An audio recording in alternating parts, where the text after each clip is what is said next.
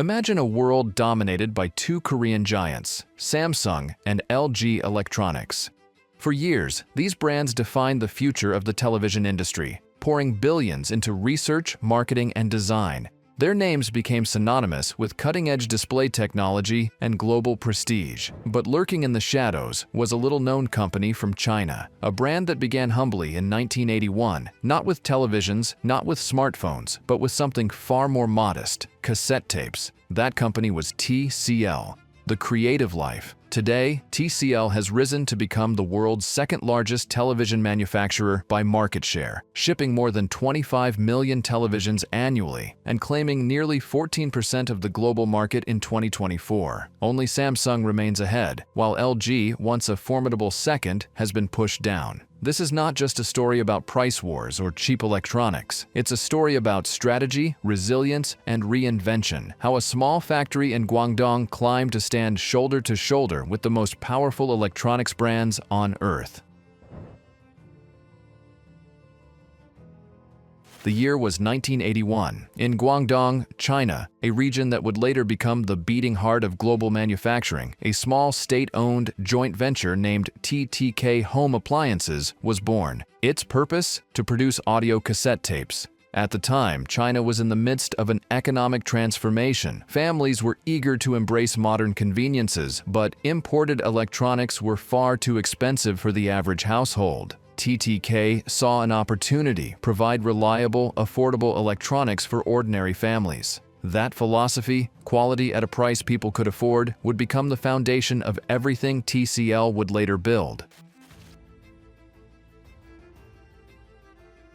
In 1982, a young entrepreneur named Li Dongxing joined the company. Li was ambitious and understood something critical: China's domestic market, not exports, would be the real battleground in the coming decades.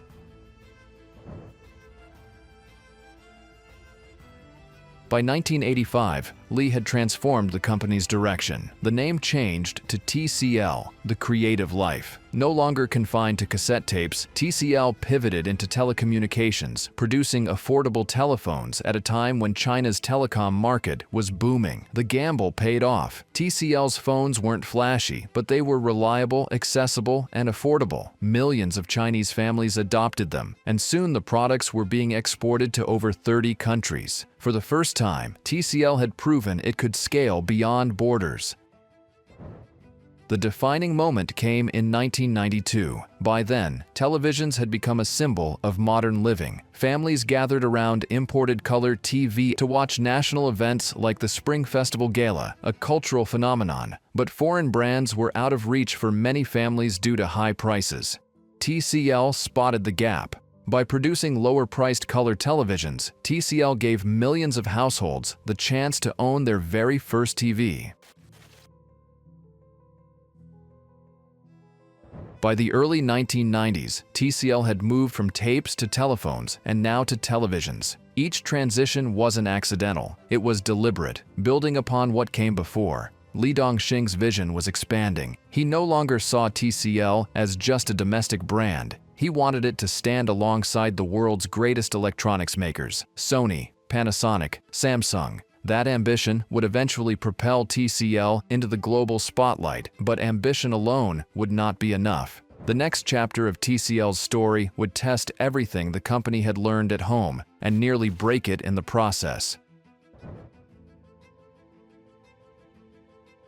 By the early 2000s, TCL had conquered the Chinese domestic market. Its affordable televisions and telephones had become household staples, and its brand recognition was soaring. But for Li Dongxing, this was just the beginning. If TCL was ever going to rival the likes of Samsung, Sony, or LG Electronics, it had to go global. And in 2004, the company made its boldest move yet. TCL spent $700 million to acquire two major businesses: Thomson's television division in Europe, which included the legendary RCA brand in North America, and Alcatel's mobile phone division in France. Overnight, TCL transformed from a regional Chinese player into a multinational corporation with footprints across Europe and America. The acquisitions gave TCL valuable brand names and access to mature markets. On paper, it was a masterstroke, but reality would prove far more complicated.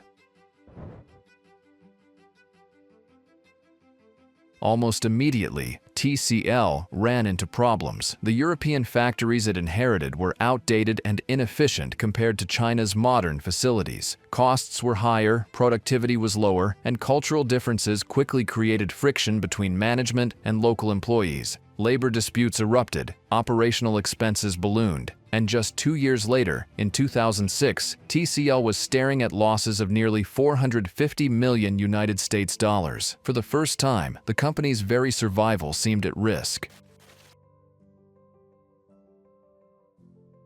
Li Dongxing was forced to admit the truth. The acquisitions had been rushed. TCL had underestimated the complexities of operating in foreign markets. What worked in China could not simply be transplanted into Europe or North America. But instead of retreating completely, Li decided to learn. He personally engaged with European workers, listening to their concerns and working to rebuild trust. 2 unprofitable factories had to be closed, but around 500 employees were retained to help TCL pivot toward liquid crystal display (LCD) television production, a new technology that was rapidly replacing older cathode ray tube models. This shift marked the beginning of TCL's slow recovery in Europe.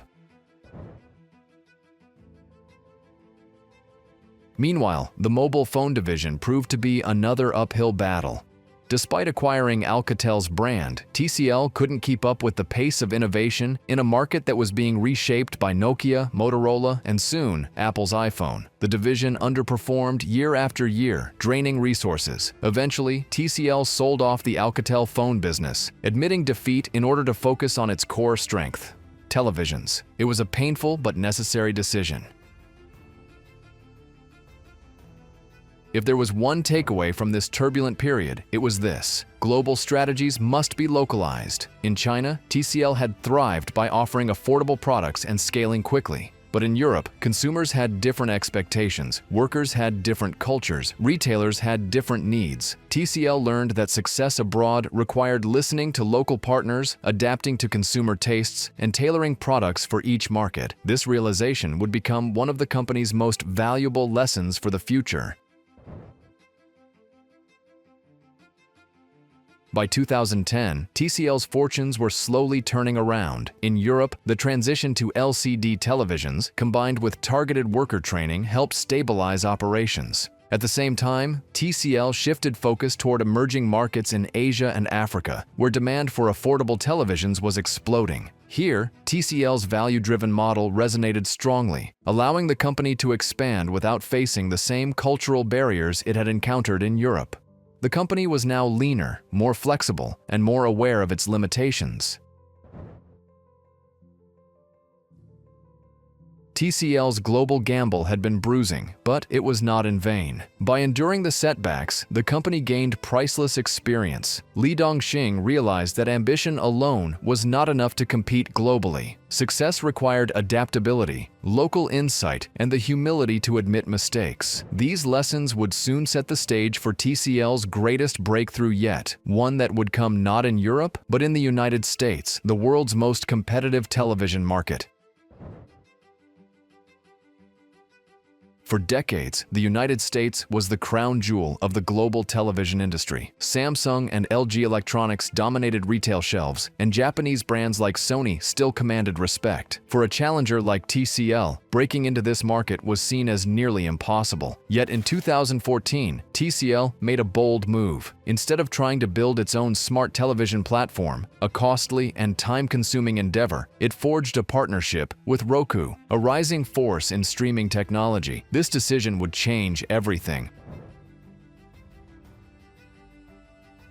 Roku had already earned a reputation for being the most user-friendly streaming device in the US, with millions of loyal customers. By embedding Roku's software directly into TCL televisions, the companies created a product that was simple, affordable, and packed with content. Consumers could turn on their TCL Roku TV and instantly access Netflix, Hulu, Amazon Prime Video, and hundreds of other services without buying an external streaming stick or struggling with clunky menus. The result was a smart television that stood apart from Samsung's Tizen operating system and LG Electronics WebOS. Those platforms were powerful, but often overwhelming for casual users. Roku, by contrast, was intuitive and familiar.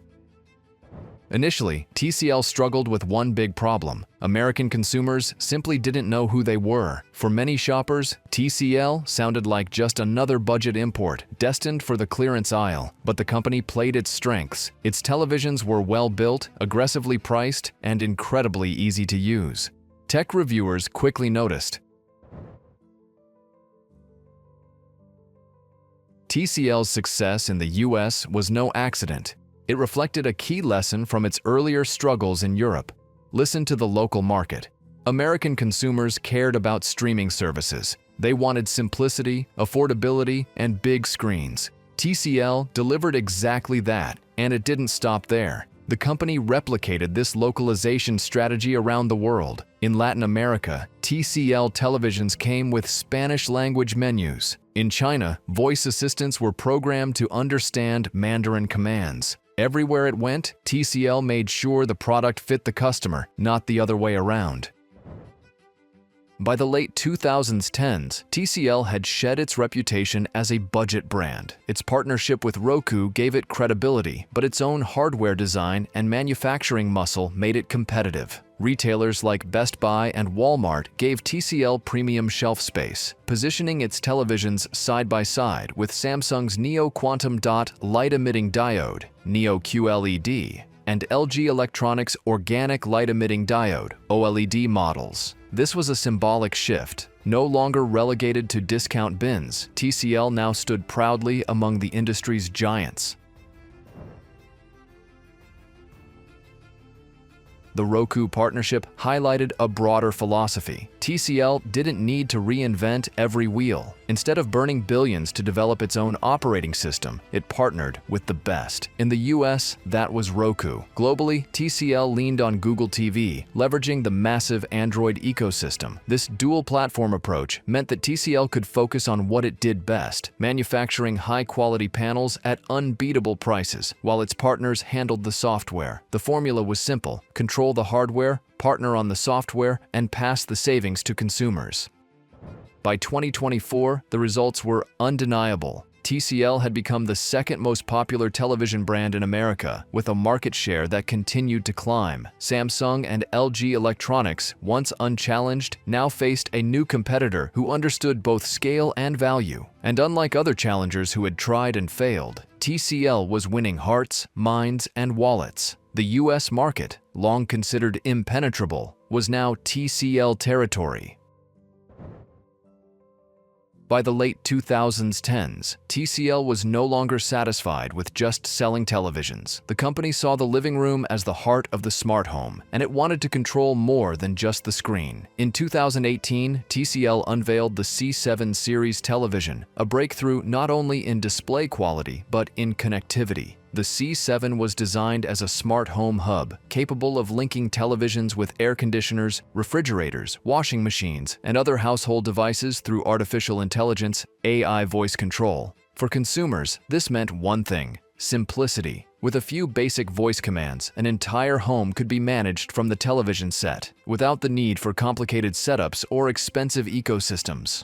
While rivals like Samsung and LG Electronics also pursued smart home dominance, TCL's strategy was different.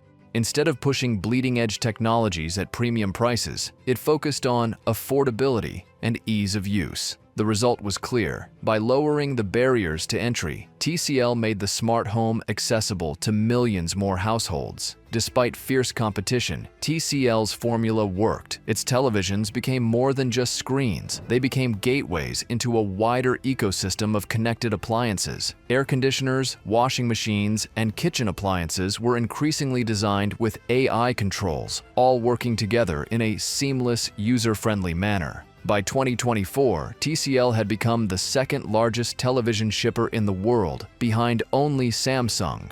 In its home market of China, the company claimed a 19% share of the smart television segment. Recognized for reliability, affordability, and practical innovation, it was proof that TCL's value plus features strategy was not just working, it was redefining the market. The evolution continued in 2023 with the launch of TCL's AI-powered Smart Home Hub, accessible through the TCL Home app, which boasted more than 25 million users worldwide. The hub was designed designed to manage over 50 different devices. It could automate everyday tasks, adjusting room temperature based on user habits, sending notifications when an appliance required attention, even providing energy-saving tips to lower household bills. This wasn't just convenience, it was a step towards sustainability, a theme that TCL embraced as central to its future. As TCL scaled globally, its leadership recognized a growing responsibility. Innovation alone was not enough. The future of electronics would depend on balancing growth with environmental stewardship. In its 2030 sustainability plan, TCL pledged to achieve carbon-neutral production by 2026, a remarkably ambitious target. The plan included switching to renewable energy across factories, improving production efficiency, and reducing industrial waste. The company's Internet of Things IoT ecosystem also played a role. Devices weren't just connected for convenience, they were connected for sustainability. Refrigerators could alert users to maintenance needs before wasting energy. Air conditioners could optimize cooling to reduce power consumption. By embedding sustainability into product design, TCL aimed to move from being a fast follower to setting new industry standards. By now, TCL had achieved something once unthinkable. It had shifted global perceptions of Made in China. No longer seen purely as a producer of budget electronics, TCL was now regarded as a legitimate innovator, capable of competing with Samsung and LG Electronics not only on price, but on quality, features, and sustainability.